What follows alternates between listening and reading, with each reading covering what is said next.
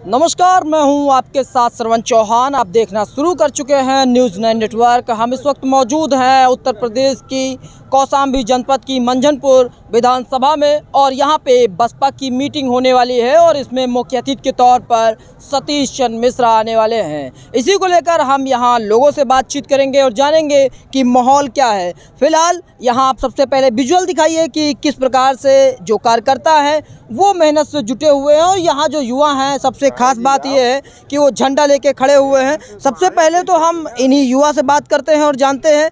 ये बताइए कि कौन से क्लास में पढ़ रहे हो? 10th। तो झंडा लेके घूम रहे हो पढ़ाई छोड़ के? नहीं, पढ़ाई करते हैं।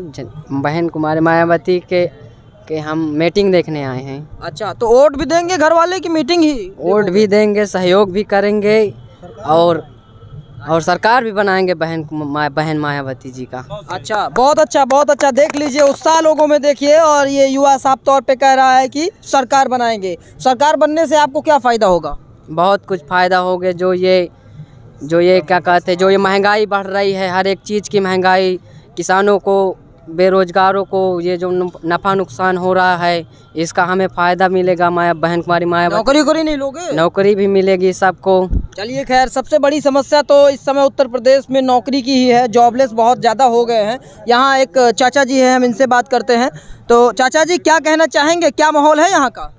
बहुत अच्छा माहौल है और हमें तो पूर्ण उम्मीद है कि इस बार आने वाले मतदान में हमारी बहन नीतू कनौजिया हर तरह से 100% उनको विजयी बनाना है, बहन जी के हाथों को मजबूत करना है। ये पूर्ण भरोसा रखते हैं, इसमें कोई दो राय नहीं हो सकती। ये तो बताते हैं मौर्य समाज, जो मौर्य जी हैं, जो इस समय मंत्री भी हैं, उनका ये जनपद है तो कितना प्रभावशाली है? क्या उनके सामने टिक पाएंगी कनौजिया जी? बिल्कुल टिक पाएंगी, उनसे कोई असर नहीं पड़ने वाला। कौशाम्बी जनपद बिल्कुल ही नहीं। कौशाम्बी क्षेत्र में वो रहते ही नहीं है, पूरा तो लखनऊ में रहते हैं। कनौजिया तो यहीं है, तो वो बीएसपी को जी क्या जीते? बीएसपी ही चलेगी यहाँ पे और कोई नहीं, कोई टक्कर पे है ही नहीं, बीएसपी चलेगी। और बहन मायावती जी अब की बार सरकार बन के ही आएंगी और अब विकास करेंगी, अपने देश का, प्रदेश का भी विकास करेंगे। दूसरी बात सबसे बड़ी तो ये है महंगाई। यहाँ महंगाई की भरमार सबसे ज़्यादा है। देख लीजिए ये क्या नाम है, योगी सरकार में सिर्फ एक चीज़ की ड्यूटी मिली है जो युवा है, एक चीज़ की, सांड ताको, रात में दिन में सांड ताको, इसके अलावा कोई ड्यूटी नहीं है। महंगाई, सिलेंडर क्या थी, आज क्या रेट है? सिलेंडर फ्री का बांटना तो कोई भी बांट सकता, बांट तो दिए मोदी जी, भरवाने के लिए पैसे भी तो होने चाहिए। अब वो जितने सिलेंडर हैं जाके देख लो, किसी के घर में कोई नहीं जला रहा है, चूल्हा में लकड़ी जल रही है। अब ये कैसे निस्तारित होगी ये समस्या लोगों की? बहन मायावती जी की सरकार आएगी, सबको खुशहाल हो जाएंगे। बेरोजगार जो हैं उनको रोजगार मिलेगा, सारा कुछ, नौकरी, सारी व्यवस्था पूरी हो जाएगी। इस बार इसीलिए बहन जी को चुन के लाना है। बसपा किससे टक्कर ले रहे हैं, कुछ अनुमान है? बसपा टक्कर अकेले अपने दम पर सरकार बनाएगी। बसपा, उसके टक्कर पे कोई नहीं है। हम आपसे और बात करते हैं। यहाँ पे एक सिटीजन है, उनसे बात करते हैं। चाचा, क्या ये जो युवा है वो कह रहा है, इनकी बातों से आप सहमत हैं? क्या कहना चाहेंगे? पूरा सहमत हैं। बहन कुमारी मायावती जी का जो न्याय था उससे पूरी हमारे विधानसभा की जनता प्रसन्न है और सब चिल्ला रहे हैं कि बहन मायावती जी की सरकार इस बार 2022 में बने। अब की बार बसपा सरकार। अच्छा, सही है दादा? जी अब की बार बसपा सरकार 252 विधानसभा से बहन मायावती को पूर्ण बहुमत से सरकार बनाएंगे। नीतू कनौजिया जी को पूर्ण बहुमत से जिताएंगे। अच्छा, नहीं, नीतू कनौजिया जी को ही जिताएंगे कि पूरे प्रदेश के जो बसपा के कैंडिडेट हैं उनको जिताएंगे? पूरे बसपा प्रदेश के जितने भी कैंडिडेट हैं सबको जिताएंगे सर, और बहन जी की सरकार बनाएंगे। अच्छा, यहाँ पे कुछ दादा कह रहे हैं, हम उनसे बात करें। दादा आइए, इधर आइए, आप आइए, बहुत मजा आएगा। आइए, ये बताइए कि क्या माहौल है यहाँ का? यहाँ बहुजन समाज पार्टी का। अच्छा, हाँ। अच्छा, कितने वोटे हैं आपके घर में? हमारे घर में 10 वोटे हैं। तो सब कहाँ जाएंगे? बहुजन समाज में।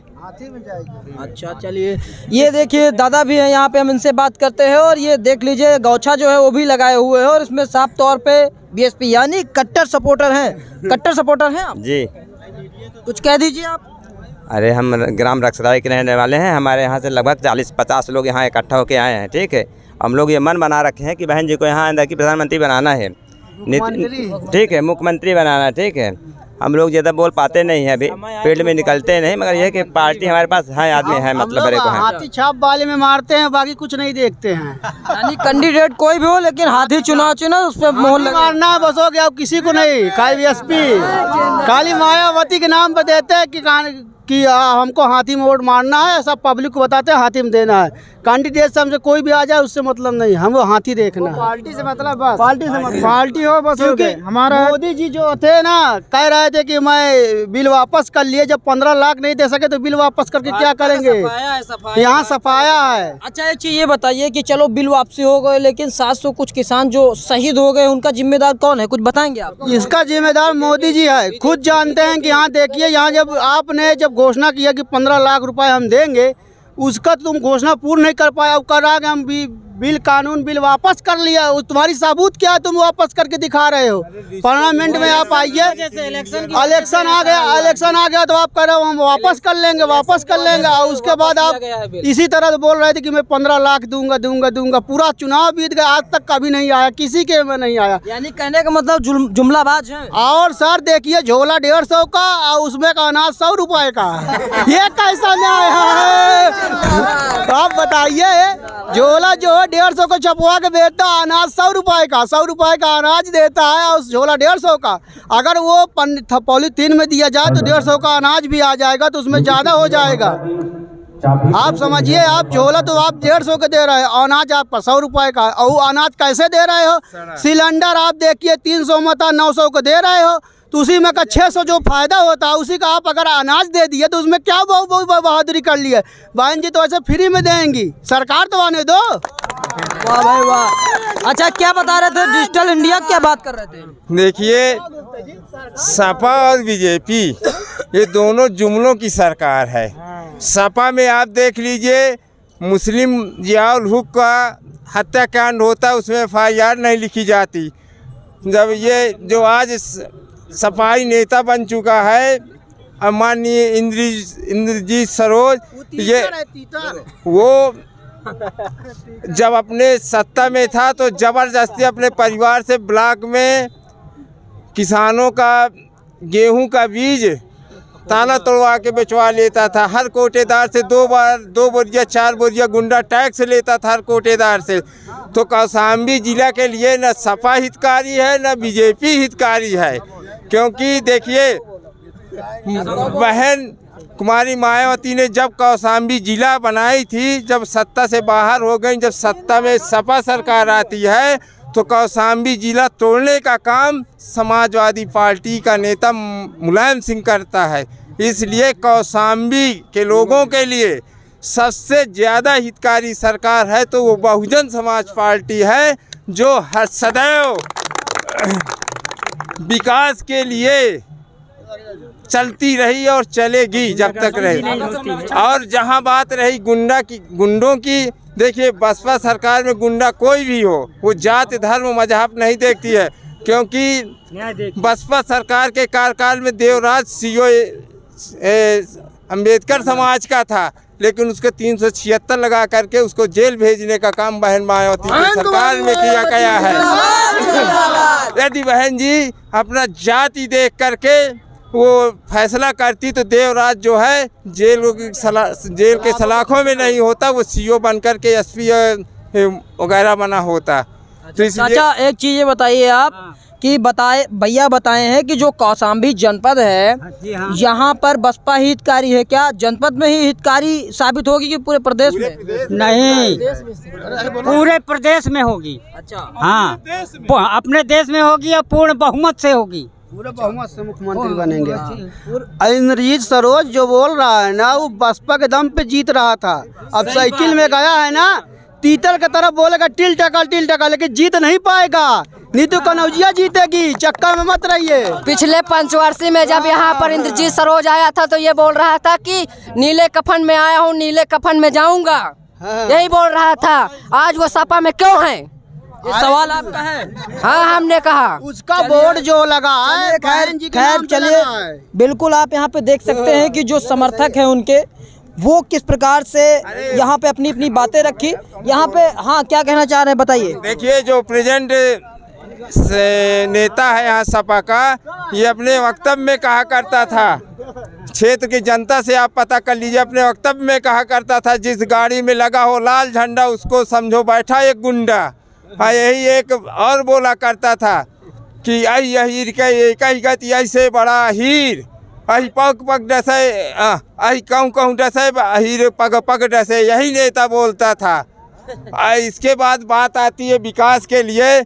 इसका परिवार कभी विकास नहीं चाहा अपने समाज के लिए। इस कौशाम्बी जिला में ये अपने समाज को तोड़ने का काम किया कि ये टूटा रहे, ये मेरा चारा पानी करता रहे, पीछे पीछे चलता रहे। यहाँ पे आए हैं एक बच्चे के साथ में, हम इनसे भी बात करते हैं। जी, कुछ कहना चाह रहे हैं आप?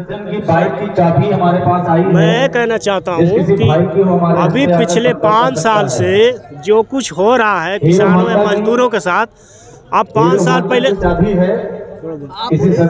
साल पहले जो चीज़ें हो रही थी, जैसे जिस तरह पशु छोड़ दिया गया है, अब कोई आदमी जो है जो कुछ भी बेच लेता था, जैसे एक नॉर्मल आदमी है, ये 4 पशु पाल लिए, ठीक है, इनका कोई मजदूरी नहीं, यहाँ कोई फैक्ट्री नहीं है, ठीक है, इंडस्ट्रियल एरिया नहीं है, ठीक है, उसी पशु को बेचकर वो आदमी अपना बच्चे पढ़ाता था, प्लस फीस भरता था, प्लस खर्चा चलाता था। और आज उन्हीं पशुओं को छोड़ दिया है, न बेचने दे रहा है, न बाहर सप्लाई करने दे रहा है, कुछ भी नहीं करने दे रहा। हर आदमी तो नौकरी नहीं पा गया है ना, तो आदमी के पास इतनी बड़ी समस्या खड़ी हो गई है कि जो कुछ दिन पहले चोरी या गली गली राहगीरी खत्म हो गया था, ये सरकार आने के बाद इतना तेजी से बढ़ गया है और आदमी इतना बहुत परेशान हो गया सर। तो इसलिए ये बहुत बेकार सरकार है, ये कभी नहीं आनी चाहिए। कौन सी आनी चाहिए? बसपा आनी चाहिए हमेशा। तो बिल्कुल आप नहीं होती तो ये कौशाम्बी नहीं होता, बसपा ही इस कौशाम्बी को खड़ा किए। तो बिल्कुल आपने देखा कि यहाँ के जो लोग हैं उनका मानना है कि अगर बसपा है तो प्रदेश में विकास होगा, अन्यथा कुछ नहीं होगा। और उन्होंने कौशाम्बी का भी उदाहरण दिया। इस प्रकार से लोगों की जो बातें थी वो आपको हमने सुनवाया। ऐसी और तमाम खबरें देखने के लिए बने रहे मेरे साथ, देखते रहे न्यूज़ 9 नेटवर्क। मैं हूँ सरवन चौहान, कैमरा पर्सन आशीष मिश्रा के साथ।